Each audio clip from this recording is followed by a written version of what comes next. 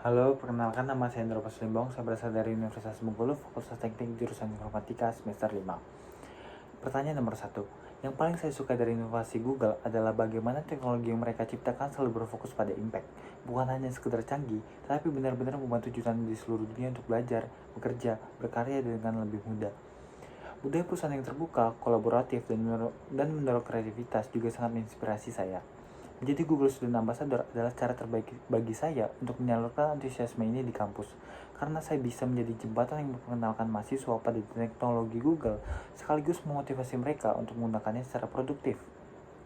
Untuk pertanyaan kedua, kalau saya diminta untuk membuat acara Touch and Chill, saya akan merancang sebuah kegiatan interaktif bernama Google Product Challenge. Jadi, peserta dibagi ke dalam kelompok kecil lalu diberi sebuah studi kasus ringan seputar kehidupan mahasiswa. Misalnya, bagaimana mengelola jadwal kuliah atau membuat presentasi yang menarik. Mereka harus menyelesaikan tantangan itu hanya dengan menggunakan produk Google seperti Google Calendar, Slides, atau Gemini.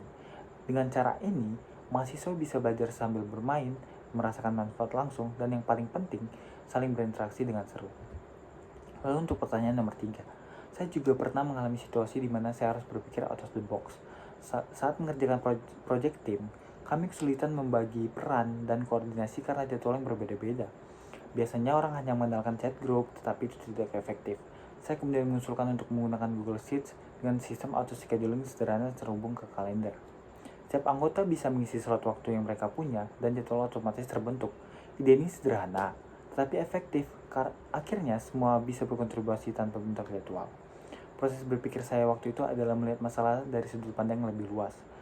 Bukan hanya soal waktu, tetapi bagaimana membuat semua orang merasa didengar dan merasa terlibat. Untuk pertanyaan nomor 4. Kalau saya terpilih sebagai Google Student Ambassador, pencapaian yang paling membuat saya bangga dalam 3 bulan pertama adalah ketika saya berhasil mengadakan acara yang bukan hanya ramai, tapi juga benar-benar membuka wawasan mahasiswa tentang bagaimana teknologi Google bisa membantu mereka sehari-hari.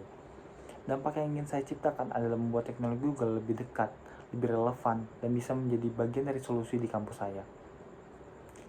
Dan semoga bisa menginspirasi mahasiswa di luar kampus untuk juga berinovasi.